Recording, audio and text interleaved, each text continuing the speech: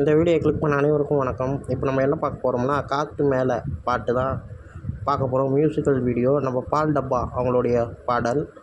இந்த ரீல்ஸில் எப்பா இந்த பாட்டு செம்ம ட்ரெண்டிங்க. நானே இப்போ தான் கொஞ்ச நேரத்துக்கு முன்னாடி இந்த பாட்டை கேட்டேன். செம்ம வைப்பாக போட்டிருக்காங்க. மியூசிக் செம்மையாக இருக்குது.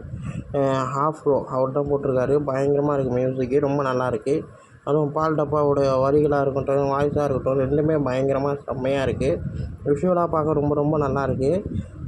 அதுவும் ரீல்ஸில் தாங்க இந்த பாட்டு ட்ரெண்டு, செம்ம ட்ரெண்டு.